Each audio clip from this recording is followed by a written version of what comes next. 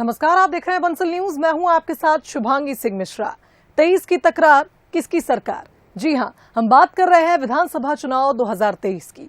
मध्य प्रदेश छत्तीसगढ़ के विधानसभा चुनाव 2023 में इस बेहद खास चुनावी कार्यक्रम में आपको मध्य प्रदेश और छत्तीसगढ़ सियासत का हर वो पहलू नजर आएगा जो आपको जानना बेहद जरूरी है, क्योंकि आप ही तो कहते हैं चुनाव का मतलब बंसल न्यूज। आइए शुरू करते हैं।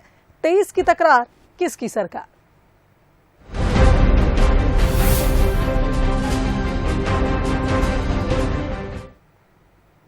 तो सबसे पहले बात इलेक्शन टुडे की। इलेक्शन टुडे में पहली खबर है दिग्गी का दिलासा। जी हां, पूर्व मुख्यमंत्री दिग्विजय सिंह ने कांग्रेस कार्यकर्ताओं को भरोसा दिलाया है कि पार्टी हर उस कार्यकर्ता की मदद करेगी जिसे बीजेपी ने झूठे केस में फंसाया है। इधर दिग्विजय सिंह के बयान पर बीजेपी ने पलटवार करते हुए इसे दिग्विजय का ढोंग बताया है।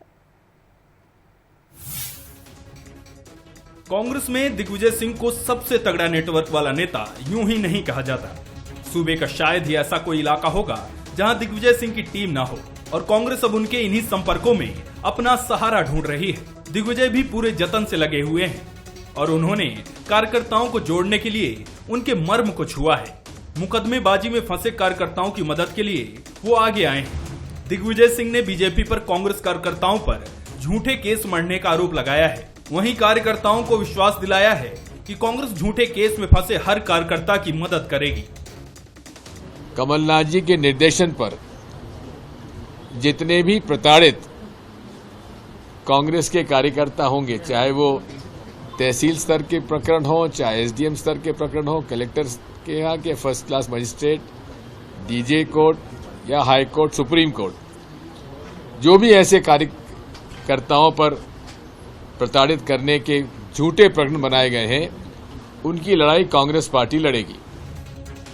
दिग्विजय सिंह 2023 के विधानसभा चुनाव में पार्टी को एकजुट करने के अहम मिशन पर हैं और कार्यकर्ताओं की इस तरह से मदद करके वो उन्हें वापस पार्टी से जोड़ने की कवायद में लगे हैं। हालांकि बीजेपी दिग्विजय सिंह की कोशिशों को ढोंग बता रही है। बीजेपी का कहना है कि दिग्विजय सिंह को किसी की फिक्र नहीं है। किसी प्रकरण विशेष के बारे में या उस क्षेत्र विशेष के बारे में यदि दिग्विजय सिंह बताते तो ये बड़ी अच्छी सेवा होती। मेरे क्षेत्र में भी वो आए थे, ऐसा ही बात उन्होंने की है। मैंने आज तक अपनी जिंदगी में, पूरी जिंदगी में 20 वर्षों से लगभग 18 वर्ष हो गए, मैं कैबिनेट मिनिस्टर हूँ, लेकिन मैंने आज तक किसी व्यक्ति के विरुद्ध कोई रिपोर्ट नहीं की। पुलिस थानों में देखा जा सकता है। मैं यही कहना चाहता हूँ कि लोगों की सहानुभूति पाने के लिए कि हमारे साथ में गलत हो रहा है या दमन हो रहा है, कुछ भी कहते हों, यही पर है, क्योंकि कांग्रेस के पास तो कहने के लिए उपलब्धि के नाम पे कुछ बचा नहीं। कमलनाथ कई बार कह चुके हैं कि कांग्रेस का मुकाबला बीजेपी के संगठन से है। जाहिर है वो भी समझ रहे हैं कि संगठन को मजबूत किए बिना बीजेपी से मुकाबला मुश्किल है और दिग्विजय सिंह इस काम के लिए सबसे मुफीद है। हालांकि दिग्विजय सिंह को राजनीतिक विश्लेषक दो धारी तलवार मानते हैं, जिससे कई बार कांग्रेस खुद घायल हुई है।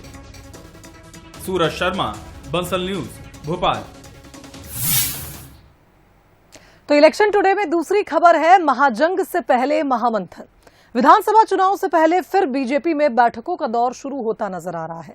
मंगलवार को बीजेपी कोर ग्रुप की बैठक हुई, जिसमें चुनाव की फाइनल रणनीति को लेकर दिग्गजों ने चर्चा की। फीडबैक को लेकर भी स्ट्रैटेजी बनाई गई, यानी बीजेपी अब मिशन 2023 की तैयारियों को फाइनल करने में जुटी है। फाइनल रणनीति पर मंथन, बीजेपी का फीडबैक पर मनन, सत्ता संगठन पर भी फोकस, कांग्रेस भी दिख रही चौकस।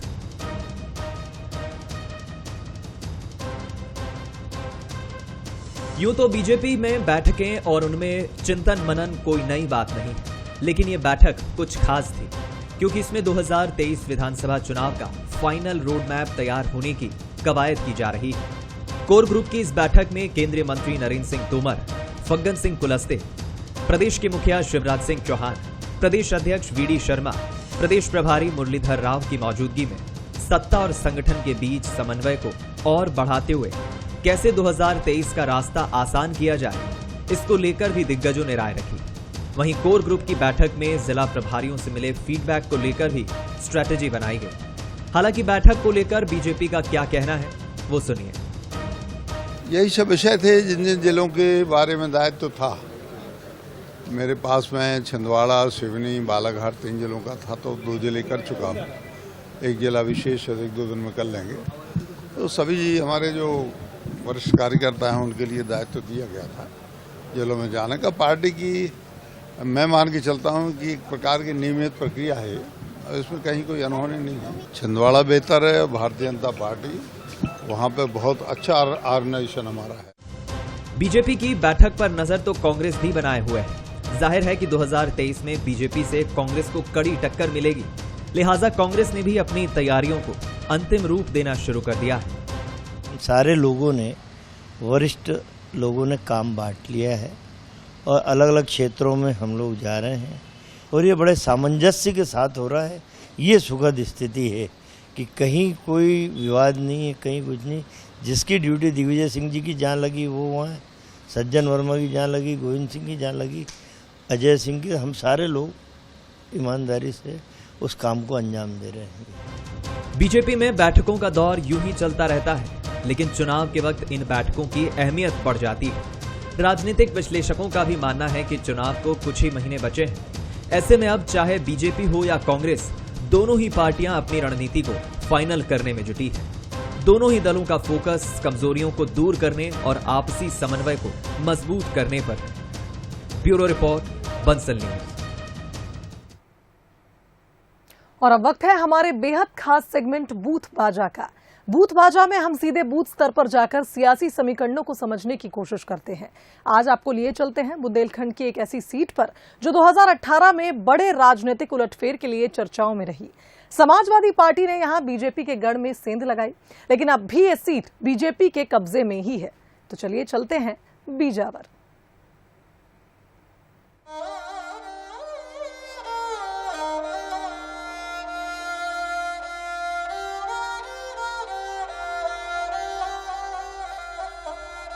बिजावर बुंदेलखंड की महत्वपूर्ण विधानसभा सीट।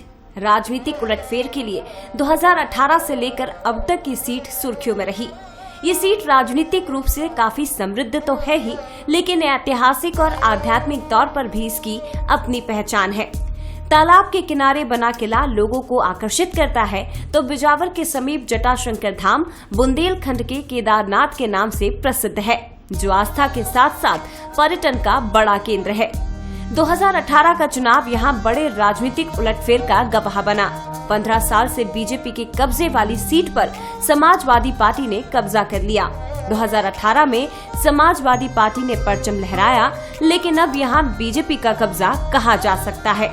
दरअसल समाजवादी पार्टी से चुनाव लड़े राजेश कुमार शुक्ला ने धमाकेदार जीत इस सीट से दर्ज की, लेकिन अब वो बीजेपी में शामिल हो गए हैं। राजेश कुमार शुक्ला विकास के मुद्दे पर चुनाव लड़ने की बात करते हैं और दावा करते हैं कि बीजेपी की शानदार जीत बिजावर सीट पर होगी।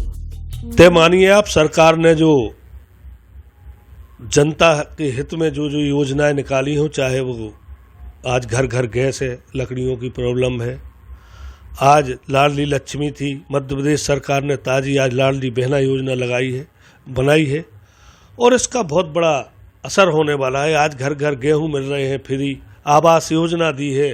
तो सरकार ने जितनी योजनाएं दी हैं मूलभूत की, जो आम जन तक पहुंची हैं, उसका निश्चित लाभ होने वाला है आज।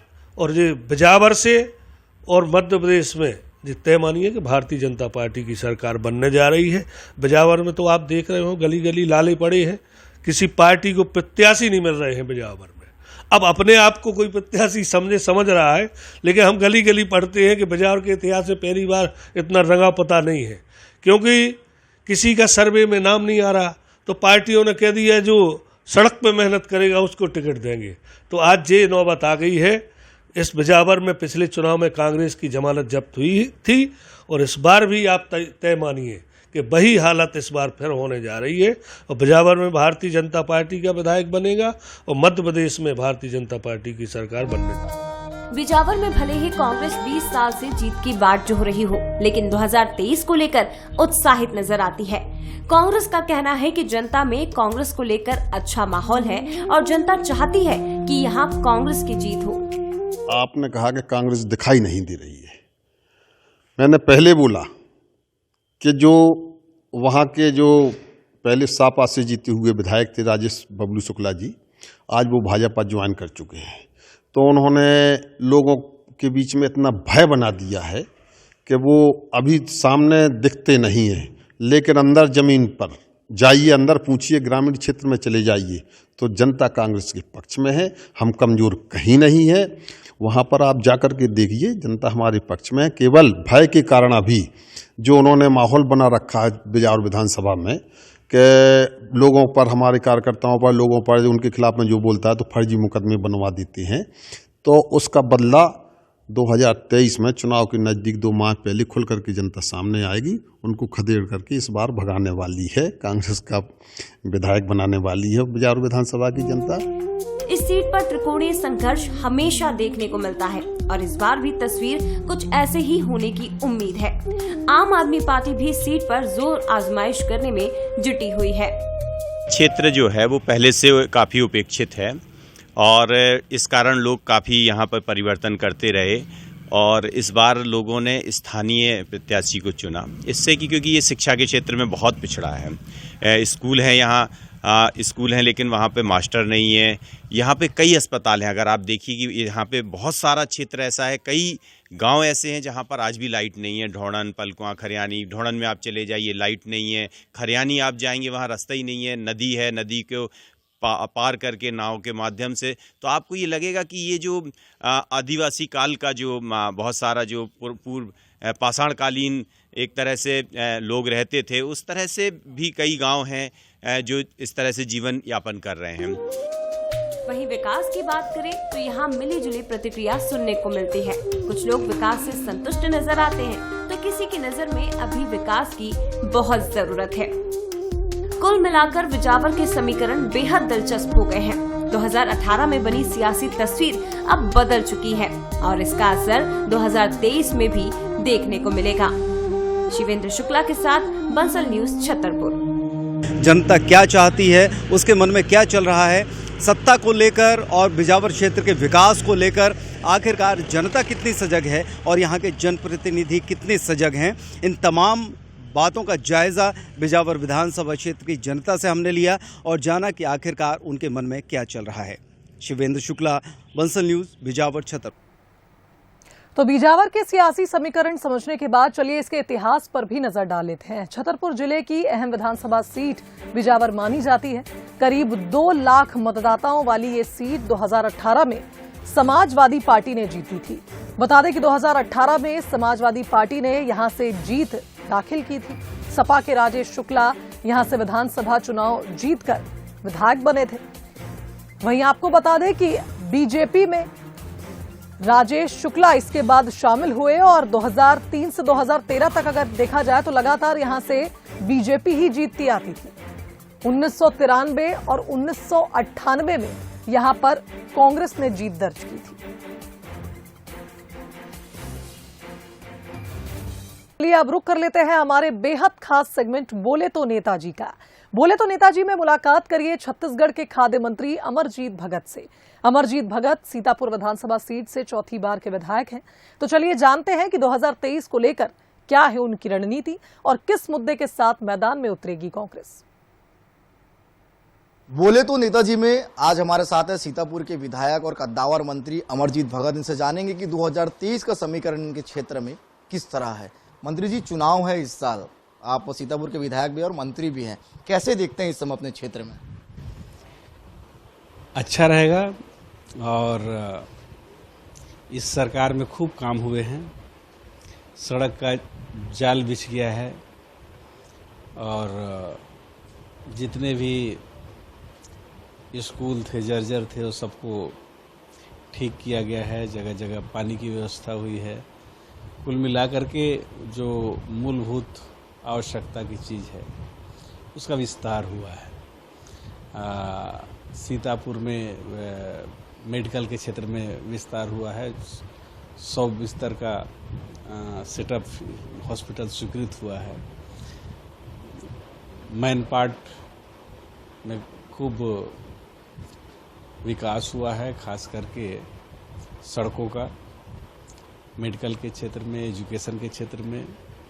2023 में कांग्रेस वापसी करेगी और अच्छे बहुमत से वापसी करेगी। इसके पीछे हमारा जो लॉजिक है, तर्क है कि एक तो प्रदेश में सबसे जो एक बड़ा वर्ग है किसानों का, उनके लिए खूब काम हुए हैं। किसी भी व्यक्ति को अगर सरकार मदद करती है और जिनकी संख्या बहुतायत है, 80% से ऊपर है, 85% लगभग है, तो मैं समझता हूं कि सरकार का योजना सफल है। कृषि सेक्टर के लिए जो योजना बनी, लोगों का कर्ज माफी, 2500 रुपया में धान खरीदी, केंद्र के आपत्ति के बाद राजीव गांधी किसान न्याय योजना, और लगातार किसानों को आगे बढ़ाने के लिए प्रयास, जो एक एकड़ में 15 कुंटल खरीदी होता, 20 कुंटल खरीदी होगा। तो एक तरफ से कृषि सेक्टर को जितनी प्राथमिकता मिली है, तो मुझे उम्मीद है कि ये वापसी का सबसे सशक्त एक आधार बनेगा। बीजेपी को कहाँ पे देखते हैं अपने क्षेत्र में? बीजेपी का जो हमेशा हस्तर रहा है वो वही लगभग रहेगा, क्योंकि जो व्यक्ति आप सीधा सीधा है कि मदद करेगा, उसके साथ लोग खड़ा होंगे। देखिए, बोले तो नेताजी में आज थे हमारे साथ सीतापुर के विधायक और कद्दावर मंत्री अमरजीत भगत। इनका सीधा कहना है कि जो जनता का सीधा मदद करेगा, निश्चित तौर पे वही व्यक्ति चुनाव जीत सकता है। और उम्मीद है कि 2023 में बड़ी बहुमत के साथ फिर सरकार में कांग्रेस पार्टी आएगी और सीतापुर विधानसभा सीट में हम जीतेंगे। कैमरा पर्सन योगेश के साथ में कुलेश्वर पांडे, बंसल न्यूज। और अब वक्त है चुनावी जायका लेने का। हमने छिंदवाड़ा के मशहूर कोयलांचल क्षेत्र परासिया में परासिया चाट पहुंचकर चुनावी जायका लिया और जाना कि 2023 के लिए जनता की क्या तैयारी है। परासिया विधानसभा में परासिया चाट जो है बहुत फेमस है। आसपास के क्षेत्रों से परासिया में यहाँ चाट खाने लोग आते हैं। दूर दूर तक परासिया चाट की ख्याति फैली है। हम भी आज चुनाव जायके में इसका स्वाद लेंगे, स्वाद चखेंगे। परासिया की जो चाट है वो बहुत फेमस है। आप बनाते हैं, क्या तैयारी करते हैं इसमें? इसमें मसाले डलते हैं अंकल, सारे मसाले देते हैं, सारे मसाले डलते हैं इसमें। ये जो बना रहे हैं ये क्या है? ये आलू टिक्की है अंकल। सबसे ज्यादा लोग क्या पसंद करते हैं? आलू टिक्की। चाट में और क्या पसंद करते हैं? दही खटाई, गुपचुप है। चुनाव आ रहे हैं, क्या माहौल लग रहा है चुनाव में? चुनाव का माहौल काफ़ी अच्छा है। निश्चित रूप से यहाँ पर 7 की 7 सीटें, परासिया ही नहीं पूरी 7 की 7 सीटें कमलनाथ जी जीतेंगे। कमलनाथ जी ने काफ़ी अच्छा काम किया है। यहाँ मुख्यमंत्री रहते हुए यहाँ सोना पेपरी में कमलनाथ जी ने एक फूड पार्क बनाने का इरादा किया था, जिससे काफ़ी यहाँ पर युवाओं को रोजगार मिलने की संभावना थी। चुनाव आने वाले हैं, क्या माहौल लगता है आपको? माहौल तो बहुत अच्छा है अभी यहाँ का, और सभी को कमलनाथ जी पे बहुत विश्वास है, क्योंकि उन्होंने अपने प्रदेश के लिए बहुत कुछ किया और अपने जिले के लिए बहुत अच्छा करेंगे, इसलिए सभी जनता कमल जी के साथ है। चुनाव को लेकर क्या लग रहा है आपको? यहाँ तो कमलनाथ जी का चलता है। कमलनाथ जी अगर कांग्रेस की सरकार बनती है तो छिंदवाड़ा जिले का वो विकास होगा। और कमलनाथ जी ने 15 महीने में रह के ये दिखा दिया है, करोड़ों अरबों रुपए की कई सौगातें। इस दुकान में कब से काम कर रहे हैं आप? मेरे को हो गया 30-40 साल हो गए। मेरे को 30-40 साल हो गए हैं। क्या लग रहा है चुनाव में आपको, क्या माहौल लग रहा है? ठीक ही लग रहा माहौल। किसकी सरकार बनेगी? कमलनाथ की सरकार बनेगी। कैसा माहौल लग रहा है? इलेक्शन आने वाला 23 में, इसको लेके क्या सोचते हैं? इलेक्शन आ रहे हैं और जिस हिसाब से बहुत सारी चीज़ों में महंगाई हुई है, उसका भी बहुत बड़ा असर पड़ेगा इस चुनाव में। बाकी छिंदवाड़ा ज़िले की आबो हवा बहुत अच्छी है। यहाँ पे बहुत सद्भाव से सभी लोग रहते हैं और यहाँ किसी प्रकार का कोई वो नहीं किया है हिंदू मुसलमान या किसी प्रकार का। बाकी चुनाव में कमलनाथ जी भी हैं, वो जो प्रयासरत रहते हैं हमेशा, तो वो उनका भी है और बाकी पार्टियाँ भी अपना अपना जोर लगा रही हैं। परासिया में क्या देखने को मिलता है, क्या समस्याएं हैं, किस तरह का माहौल है? परासिया में ये है कि बेरोजगारी बहुत हो गई है। ये बात तो है कि रोजगार नहीं हो रहे हैं। रोजगार ना होने के कारण बहुत सारी दिक्कतें, यहाँ से बच्चे भी बहुत बाहर जा रहे हैं। तो रोजगार का सबसे पहले साधन जुटाना चाहिए सरकार को। लोगों ने बताया कि परासिया में किस तरह का राजनीतिक वातावरण है, आने वाले चुनाव में वो किसे वोट देंगे, इसको लेकर भी परासिया की जनता ने जायके के साथ खुलकर चर्चा करी। अमित द्विवेदी, बंसल न्यूज, परासिया। और चलिए अब जन का मन भी टटोल लेते हैं। बंसल न्यूज ने जबलपुर में व्यापारी वर्ग से बात की और उनके मन की बात जानने की कोशिश की। बंसल न्यूज का खास कार्यक्रम चुनावी चौपाल में आपका स्वागत है। इस वक्त मैं मौजूद हूँ शहर के कुछ गणमान्य नागरिकों के साथ, जो हर साल हर 5 सालों में जो है अपना मत अधिकार का प्रयोग करते हैं और सरकार बनाते हैं। तो सरकार बनाने के पीछे कहीं ना कुछ उनकी उम्मीदें रहती है। किस तरह से देखते हैं सरकार को? बीती 15 महीने की कांग्रेस सरकार रही है, बीते 3 सालों से बीजेपी की सरकार है। किस तरह से सरकारों ने काम किया है? आने वाला इलेक्शन तो अभी अपने टाइम से होना ही है। सरकार का काम आज व्यापारी के हित में तो जा रहा है। व्यापारी आज अपने हिसाब से जो भी करना चाह रहा है कर रहा है। बाकी सरकार का काम इस काल में तो ठीक रहा है। कैसे काम किया सरकार ने आपके नजरिए से? अच्छा कर रही है, बढ़िया लग रहा है, बढ़िया चल रहा है। क्या कुछ और उम्मीदें हैं सरकार से? आगे बहुत अच्छी उम्मीदें हैं। किस तरह से देखते हैं आप सरकार को और क्या उम्मीदें हैं सरकार से, क्योंकि चुनाव भी है इस साल, और क्या उम्मीदें हैं? सरकार का काम तो अच्छा है, हमें उम्मीद है अच्छा काम करेगी सरकार आगे चल के। हम चाहते हैं ऐसी सरकार है जो सब व्यापारियों का काम करे, जो व्यापारी परेशानी उनको दूर करे सबकी सुन के। क्या कुछ परेशानियां हैं जो परेशानियां जैसा आप बोल रहे हैं कि दूर करे, तो क्या कुछ दूर करने की गुंजाइश? कुछ परेशानियां हैं, कृषि उपज मंडी वाली, ये इस्ट वगैरह वगैरह कई बार जा चुके इंदौर के व्यापारी उन पर कोई सुनवाई नहीं हो रही, वो सुनवाई की जाए। तो सुनवाई की जाए। क्या कुछ किस तरह से देखते हैं आप सरकार के कामकाज को? सरकार का कामकाज अच्छा है और आगे सुधार की थोड़ी सी और गुंजाइश बनती है। अगर ऐसे सुधार हो जाएंगे तो इनके आगे कोई नहीं आएगा। तो इनके आगे कोई नहीं आएगा, कुछ अच्छी सुधार की गुंजाइश है, कोई अच्छा सुधार कर देंगे तो कोई नहीं आएगा। किस तरह से देखते हैं आप? देखिए, ये डबल इंजन की सरकार है, एक तरफ मोदी जी और एक तरफ शिवराज जी। तो जो प्रोग्रेस ये डबल इंजन की सरकार में हो सकती है वो सिंगल इंजन में कभी नहीं हो सकती। इसलिए मेरा तो ऐसा मानना है कि जनता को भाजपा को ही चुनना चाहिए और एक बार फिर भाजपा की सरकार आनी चाहिए। सरकार जो भी आए, मेरा तो ऐसा मानना है कि अपोजिशन भी स्ट्रांग होना चाहिए जब सरकार काम करती है। देखिए, आने वाली गवर्नमेंट जो है वो बीजेपी गवर्नमेंट रहेगी, ये तो ठीक है, पर गवर्नमेंट को थोड़ा शहर के विकास के लिए भी ध्यान देना चाहिए। जो छोटी छोटी मूलभूत समस्याएं हैं उनको भी गवर्नमेंट को ध्यान पे रखना चाहिए, ऐसा मेरा मानना है। बाकी ठीक है, नो डाउट बीजेपी गवर्नमेंट का तो है और आएगी। तमाम व्यापारी वर्ग और आम वर्ग हैं जो अपने मताधिकार का प्रयोग करते हैं हर 5 सालों में। साथ में इनको उम्मीद है कि व्यापारी वर्ग के लिए सरकार कुछ ऐसी योजनाएं लाए जिससे कहीं ना कहीं व्यापारियों को राहत मिले। कैमरामैन सुरेंद्र पटेल के साथ अमित सोनी, बंसल न्यूज, जबलपुर। इसी के साथ हमारी खास पेशकश में फिलहाल इतना ही। दीजिए इजाजत, नमस्कार।